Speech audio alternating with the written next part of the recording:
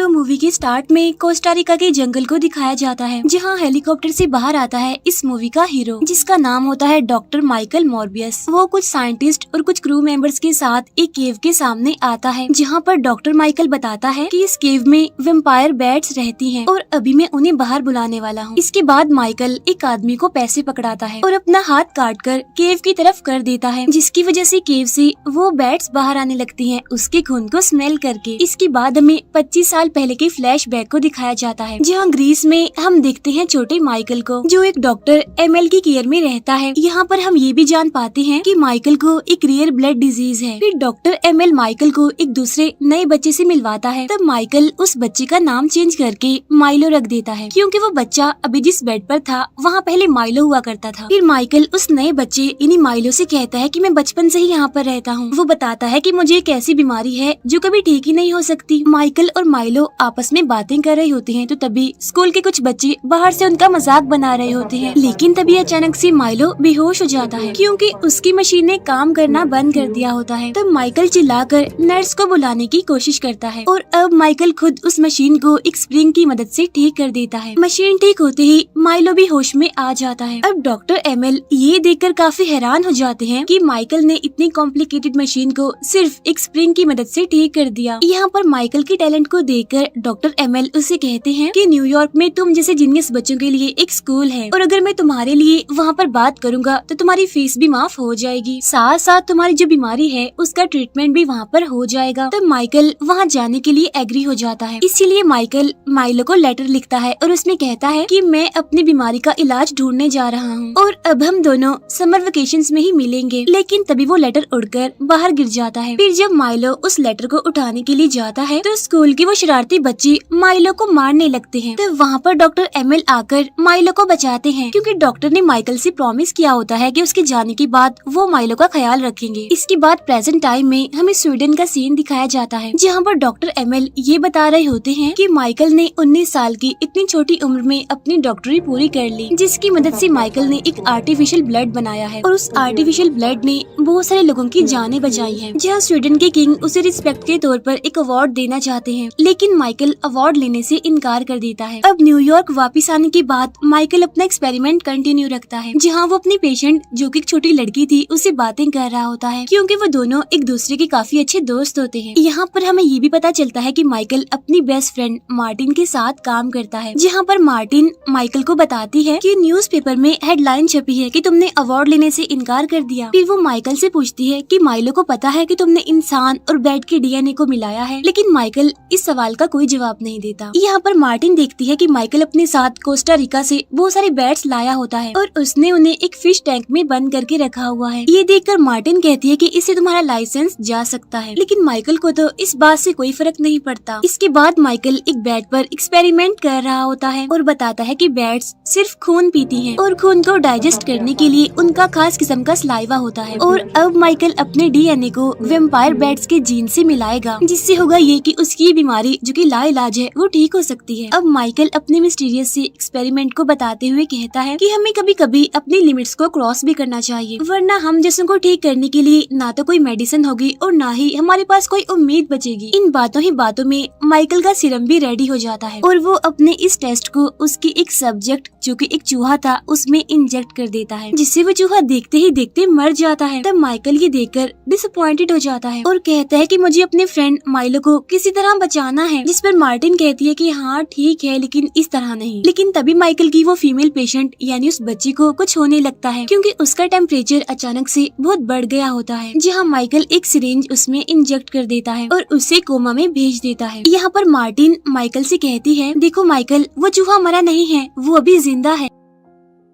इसके बाद Michael Milo से मिलने जाता है, जहाँ माइकल माइलो से कहता है कि मेरे पास एक गुड न्यूज है। यहाँ पर माइलो माइकल से पूछता है कि तुम इतने दिन कहाँ गायब थे, क्या इसमें मार्टिन का हाथ है, क्या तुम उसके साथ रह रहे थे। यहाँ पर माइकल माइलो से कहता है कि मजाक को साइड पर रखो, मैं तुम्हें कुछ बताने वाला हूँ, और वो ये कि मैं हमारी बीमारी के क्योर को ढूंढने के बहुत करीब हूँ। हो सकता है कि लोग इस पर सवाल उठाएं, लेकिन ये भी सच है कि हमारे पास ज्यादा टाइम नहीं है और हमारे पास ठीक होने का, ट्रीटमेंट का बस यही इलाज है। तब माइलो इस चांस को देने के लिए मान जाता है। अब माइकल और मार्टिन समंदर के बिल्कुल बीचों बीच एक शिप में अपने एक्सपेरिमेंट को मूव करते हैं, जहाँ पर उनका एक्सपेरिमेंट कामयाब भी होता है। जहाँ माइकल उस सीरम को एक छोटी सी बोतल में भरकर उसे मार्टिन को देता है और कहता है कि ये तुम मुझ पर ट्राई करो, इसे फौरन मुझ में इंजेक्ट कर दो। तब मार्टिन ऐसा ही करती है, वो उस सीरम को माइकल को इंजेक्ट कर देती है और उसे लेटाकर उसके हाथ और पाँव को बांध देती है। लेकिन तभी माइकल कांपने लगता है। तभी हम देखते हैं कि शिप में कुछ और क्रू मेंबर्स भी आए हुए थे, जहां उनमें से एक आदमी लैब में आ जाता है। लेकिन तभी वो दोनों देखते हैं कि माइकल अपनी जगह पर नहीं है, बल्कि वो तो ऊपर छत से चिपका हुआ है, बिल्कुल किसी बैट की तरह, चमगादड़ की तरह। जहां देखते ही देखते माइकल उस आदमी पर अटैक कर देता है, जहां मार्टिन उन दोनों को एक जगह पर बंद कर देती है, क्योंकि माइकल अब पूरी तरह से वैम्पायर बन चुका है। यानी अब उसके खतरनाक बड़े बड़े दांत थे, बड़े बड़े नेल्स थे। अब अलार्म बजने की वजह से माइकल खुद को ग्लास में पीटने लगता है, जहाँ क्रू के बाकी मेंबर्स भी अंदर आ जाते हैं और वो मार्टिन को साइड पर धक्का दे देते हैं ताकि वो माइकल को शूट करके मार सके। लेकिन तभी माइकल ग्लास तोड़कर बाहर आ जाता है और जब वो देखता है कि मार्टिन बेहोश पड़ी है तो उसे बहुत गुस्सा आता है। इसीलिए वो क्रू के सभी मेंबर्स को एक एक करके मारने लगता है। इसके बाद देखते ही देखते माइकल वैम्पायर से इंसान में बदल जाता है, जहाँ उसकी पूरी बॉडी असली हालत में आ जाती है। फिर माइकल दोबारा से अंदर जाता है और देखता है कि मार्टिन तो बेहोश है और सीसीटीवी फुटेज में देखता है कि उसने क्रू के सारे मेंबर्स के साथ क्या किया, उन्हें मार दिया। इसीलिए वो रेडियो के थ्रू जल्द से जल्द यहाँ मदद भेजने के लिए कहता है। तब FBI के लोग वहाँ शिप तक पहुँच जाते हैं, जहाँ 2 एजेंट्स क्राइम सीन को इन्वेस्टिगेट कर रहे होते हैं और उन्हें बताया जाता है कि इस हादसे में एक लड़की जिसका नाम मार्टिन है वो जिंदा बच गई है, यानी वो सर्वाइवर है, और जिसने मदद बुलाने के लिए कॉल की थी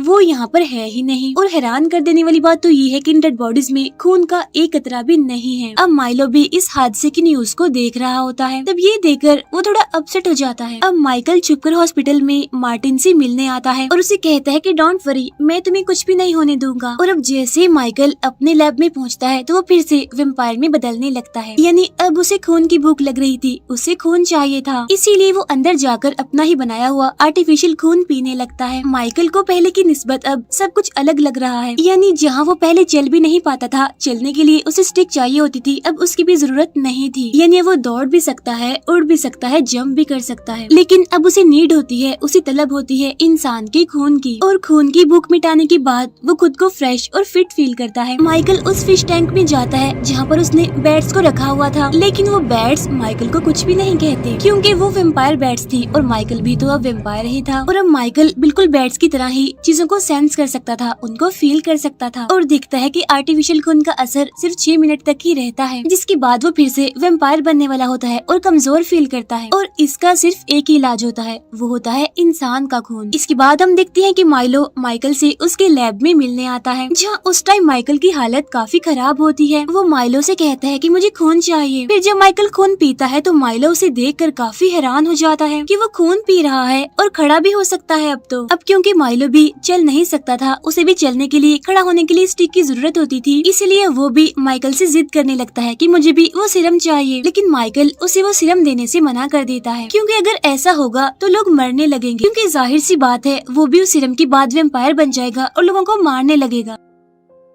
माइकल कहता है कि ये सिर्फ मेरे लिए है, बस मुझे ही सूट करता है। तब इस बात पर उन दोनों की बहस हो जाती है। फिर माइकल माइलो से कहता है कि प्लीज जिद मत करो, ये कर्स है। फिर वो माइलो को अपना वैम्पायर वाला फेस दिखाकर उसे वहाँ से जाने के लिए कहता है। उधर हॉस्पिटल में मार्टिन से मिलने FBI के 2 एजेंट्स आते हैं, जो कि क्राइम सीन को इन्वेस्टिगेट कर रहे थे, और वो मार्टिन को क्राइम सीन पर मिली उन डेड बॉडीज के बारे में बताते हैं और पूछता है कि आप वहाँ पर क्या एक्सपेरिमेंट्स कर रहे थे। जिस पर मार्टिन कहती है कि अभी मुझे ठीक से कुछ भी याद नहीं है कि वहाँ पर आखिर हुआ क्या था। असल में वो यहाँ पर सच को छुपाने की कोशिश कर रही थी। उसी हॉस्पिटल में हम एक नर्स को देखते हैं जिसे ऐसा फील होता है कि कोई उसका पीछा कर रहा है। इसी वजह से वो काफी डर जाती है और वहाँ से भागने लगती है। लेकिन तभी अचानक से उस नर्स पर कोई अटैक कर देता है। उधर माइकल अपने पेशेंट यानी उस बच्चे के पास बैठा होता है, लेकिन तभी अचानक से वो कुछ सेंस करने लगता है, जहाँ बाहर आकर वो देखता है कि एक नर्स मारी गई है। अब माइकल आर्टिफिशियल ब्लड को अपने बैग में रखकर वहाँ से जाने लगता है, लेकिन तभी उसे वही दोनों FBI एजेंट्स मिल जाते हैं, जहाँ एक एजेंट माइकल को थैंक्स कहता है, क्योंकि माइकल के आर्टिफिशियल ब्लड ने इस FBI एजेंट के हाथ को कटने से बचाया एक वॉर में। वो दोनों माइकल से कहते हैं लेकिन आप तो कुछ ज्यादा ही फिट लग रहे हैं। और यहाँ पर उन दोनों को माइकल पर ही शक होता है कि इसने ही शिप वाले उन सारे क्रू मेंबर्स को मारा होगा। लेकिन तभी उनमें से एक एजेंट को ये न्यूज मिलती है कि एक नर्स की डेड बॉडी मिली है और उसकी मौत भी भी सेम वैसी हुई है, यानी उसकी बॉडी में भी खून का एक कतरा नहीं है। तब ये सुनकर उनका शक यकीन में बदल जाता है और अब वो जैसे ही माइकल को अरेस्ट करने वाले होते हैं तब माइकल उन पर अटैक करके उनसे फाइट करके वहाँ से भाग जाता है। लेकिन वो ज्यादा दूर नहीं जा पाता क्योंकि माइकल को वेव्स रोक लेती हैं, जहाँ वही एजेंट उसे अरेस्ट कर लेता है। फिर माइकल को एक जेल में रखा जाता है, जहाँ दोनों FBI एजेंट्स माइकल के पास आते हैं। उनमें से एक एजेंट तो अपने साथ होली वाटर भी लेकर आता है। उनमें से दूसरा एजेंट माइकल को कहता है कि तुमने शिप में क्रू के उन मेंबर्स को मारा, चलो ठीक है उनसे कोई गलती हो गई होगी, लेकिन उस नर्स को क्यों मारा, वो तो बेकसूर थी। लेकिन इसका जवाब तो माइकल के पास भी नहीं होता क्योंकि उसको माइकल ने नहीं मारा होता। यहीं पर हम देखते हैं कि माइकल खुद को कमजोर फील करता है और वो उनसे अपना बैग मांगता है जिसमें आर्टिफिशियल ब्लड है। वो कहता है कि जल्दी दो, मुझे भूख लग रही है और भूख की हालत में मैं कैसा दिखता हूँ ये तुम देख नहीं पाओगे। लेकिन वो एजेंट उसे ब्लड देने से मना कर देता है। तभी यहाँ पर माइकल से मिलने माइलो आता है। वो कहता है कि मैं तुम्हें यहाँ से बाहर निकालूंगा, लेकिन जाते टाइम हम देखते हैं कि माइलो भी अब चल पा रहा है। तब माइकल को इस बात का पता चल जाता है कि उस नर्स को किसी और ने नहीं बल्कि माइलो ने मारा था। अब गुस्से में आकर माइकल जेल को तोड़कर वेम्पायर बनकर वहाँ से भाग जाता है। फिर वो अपनी बैड पावर से सेंस करता है और माइलो की बातों को सुनता है, यानी जहाँ पर माइलो एक और आदमी को मार देता है। इतनी ही देर में वहाँ पर माइकल भी माइलो के पास आ जाता है और उसे समझाता है कि मैंने तुम्हें कहा था कि ये सिर्फ जानलेवा है, सही नहीं है ये। तो माइलो कहता है तुमने तो कहा था ये कर्ज है, लेकिन ये कोई कर्ज नहीं है। और यहाँ पर माइलो माइकल के सामने ये एक्सेप्ट कर ही लेता है कि मैंने ही मारा था उस नर्स को और अब हमें कोई भी नहीं रोक सकता। तब माइकल उसे कहता है कि माइलो ऐसा नहीं था, मेरा दोस्त माइलो ऐसा कभी भी ना करता, तुम्हें क्या हो गया है, तुम क्या बनते जा रहे हो। और इसके बाद वो दोनों ही वेम्पायर्स बनकर आपस में ही लड़ने लगते हैं, जहाँ पुलिस आकर उन दोनों को अरेस्ट कर लेती है। लेकिन माइलो पुलिस ऑफिसर्स पर ही अटैक कर देता है। लेकिन माइकल ऐसा नहीं था, यानी वो बुरा नहीं था, इसीलिए वो माइकल से लड़ता है क्योंकि माइलो जो कर रहा है वो गलत है। लेकिन तभी वहाँ पर एक ट्रेन आने लगती है और माइकल फिर से उन वेव्स को फील करता है और अब वो उन्हीं वेव्स में उड़ने लगता है और ऐसा करते ही वो वहाँ से भाग जाता है। अब यहाँ पर भी उन एजेंट्स को लगता है कि इन सारे पुलिस ऑफिसर्स को भी माइकल नहीं मारा है। उधर हम देखते हैं माइलो को जो कि छुपकर मार्टिन को देख रहा होता है।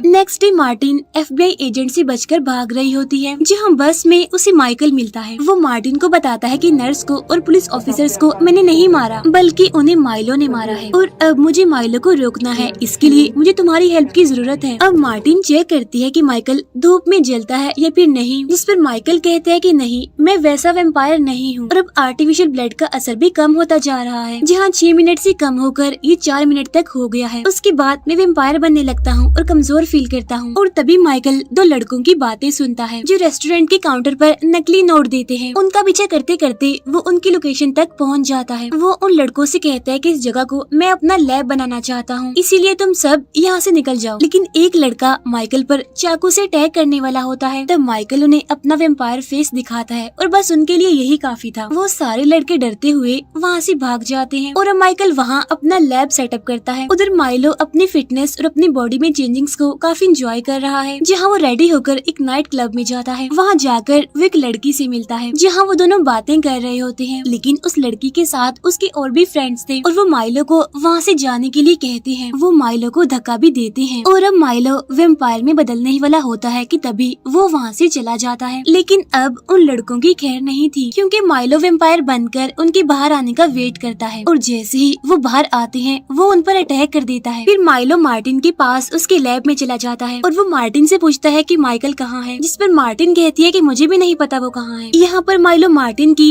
तेज हार्ट बीट को सुन पा रहा था। इसके बाद वो वहाँ से चला जाता है, जहाँ मार्टिन भी लैब का कुछ सामान लेकर वहाँ से चली जाती है। उधर दोनों एजेंट्स मार्टिन के घर आते हैं, जहाँ जाकर वो देखते हैं कि वहाँ पर कैट फूड पड़ी है, लेकिन मार्टिन और उसकी कैट दोनों ही वहाँ पर नहीं है, क्योंकि वो दोनों होते हैं माइकल के पास। अब अपनी बिल्ली को खाना खिलाते हुए मार्टिन की उंगली पर एक कट लग जाता है, जहाँ से खून निकलने लगता है और खून की स्मेल से माइकल वेम्पायर बन जाता है। लेकिन वो मार्टिन को काटता नहीं, बल्कि उसे कहता है कि प्लीज इस पर बैंडेज कर लो। अब बैंडेज लगाने के बाद वो दोनों टेरेस पर चले जाते हैं, जहाँ उन दोनों को दूर खड़ा हुआ माइलो देख रहा था। अब दोनों FBI एजेंट्स उस क्राइम सीन पर पहुँचते हैं, जहाँ पर माइलो ने उन क्लब वाले लड़कों को मारा था। लेकिन उन्हें ये पता नहीं होता कि इसके पीछे माइलो का हाथ है, बल्कि उन्हें लगता है कि ये माइकल नहीं किया है। तब CCTV फुटेज में देखकर ये पता चलता है कि ये माइकल नहीं है, बल्कि ये तो कोई दूसरा ही आदमी है। अब डॉक्टर एमएल भी यही न्यूज देख रहा था जिसमें क्राइम सस्पेक्ट माइकल मॉर्बियस को बताया जा रहा है। लेकिन सीसीटीवी फुटेज से पता चला कि किलर कोई और भी हो सकता है। जहाँ पर डॉक्टर एमएल को माइलो पर शक होता है, इसीलिए वो जाकर मिलता है माइलो से। यहाँ पर डॉक्टर को ये बात भी पता होती है कि माइलो ने भी उसी सीरम को यूज किया है, इसी वजह से ही तो वो ठीक हो गया। यहाँ पर डॉक्टर एमएल माइलो से कहता है कि मैं तुम्हारी मदद कर सकता हूँ। तब माइलो इस बात से काफी गुस्सा हो जाता है कि तुम हमेशा माइकल की साइड ही लेते हो और तुम मुझे अपना प्यार नहीं सिर्फ अपनी सिंपैथी दिखाते हो। और इसी वजह से माइलो डॉक्टर एमएल पर अटैक कर देता है और फौरन वहाँ से चला जाता है। उधर लैब में माइकल एक सीरम बनाता है और वो सीरम बैट्स की जान ले सकता है। और माइकल ने इस सीरम की 2 डोज बनाई होती है, एक अपने लिए एक माइलो के लिए। यहाँ पर माइकल मार्टिन से कहता है कि तुम्हें यहाँ से चले जाना चाहिए क्योंकि यहाँ पर खतरा है। लेकिन तभी माइकल को डॉक्टर एमएल कॉल करता है जो कि काफी बुरी तरह से इंजर्ड है। वो बताते हैं कि मैं माइलो से मिलने गया था और उसी ने ही मेरा ऐसा हाल किया है। इसी वजह से माइकल डॉक्टर एमएल से मिलने जाता है। यहाँ पर डॉक्टर माइकल से कहते हैं कि तुम्हें माइलो को रोकना होगा और ऐसा कहते ही डॉक्टर की मौत हो जाती है। और तब यहाँ पर माइकल माइलो की आवाज सुनता है जहाँ वो दिखता है कि माइलो ने मार्टिन को किडनैप कर लिया है और देखते ही देखते वो मार्टिन पर अटैक कर देता है। तो माइकल उड़ते हुए मार्टिन के पास जाता है। यहाँ पर मार्टिन माइकल से कहती है कि मैं भी तुम्हारी हेल्प करना चाहती हूँ माइलो को मारने में। फिर वो माइकल को अपना खून पिलाती है, लेकिन माइकल के खून का एक ड्रॉप मार्टिन भी पी लेती है। खून पीने के बाद माइकल काफी स्ट्रॉन्ग और पावरफुल फील कर रहा था, जहाँ वो जाकर माइलो से लड़ता है। माइलो अपने बड़े बड़े नेल से माइकल पर अटैक करता है और उसे काफी इंजर्ड कर देता है। तब यहाँ पर माइकल चिल्लाकर अपने साथियों को इन्हीं बैट्स को बुलाता है। तो वो बैट्स माइकल को चारों तरफ से घेर लेती हैं। इसके बाद वो माइलो पर अटैक कर देती है, जहाँ पर माइकल अपना बनाया हुआ सीरम माइलो में इंजेक्ट कर देता है, जहाँ माइलो अपने ह्यूमन फॉर्म में वापस आते ही मर जाता है। अब एफबीआई की दोनों एजेंट्स वहाँ पर पहुँच जाते हैं और वो बहुत सारी बैट्स को वहाँ पर उड़ता हुआ देखते हैं। उधर मार्टिन को भी होश आ जाती है क्योंकि उसने माइकल का वेम्पायर वाला खून पी लिया था। वही हम उन्हीं बैट्स के बीच माइकल को भी उड़ता हुआ देखते हैं, बिल्कुल वेम्पायर बैट की तरह। इसके बाद हम देखते हैं कि एक मल्टीवर्स का रिफ्ट खुलता है और स्पाइडरमैन की दुनिया से इस दुनिया की जेल में आता है एड्रियन, जिसे पुलिस अपने साथ ले जाती है। नेक्स्ट सीन में हम माइकल मॉर्बियस को देखते हैं जो कि अपनी गाड़ी से कहीं पर जा रहा होता है, जहाँ वो एक जगह पर रुकता है और उसे वहाँ पर मिलता है एड्रियन। वो उस टाइम अपने सूट में होता है और कहता है कि मैं नहीं जानता कि मैं यहाँ पर कैसे आया हूँ। मुझे लगता है कि शायद इसमें स्पाइडरमैन का हाथ है, इसीलिए मॉर्बियस अब मैं तुमसे मदद चाहता हूँ ताकि तुम स्पाइडरमैन से फाइट करो। जिस पर माइकल कहता है कि प्लान अच्छा है, चलो देखते हैं। माइकल की इस बात के साथ ही ये मूवी यहीं पर एंड हो जाती है।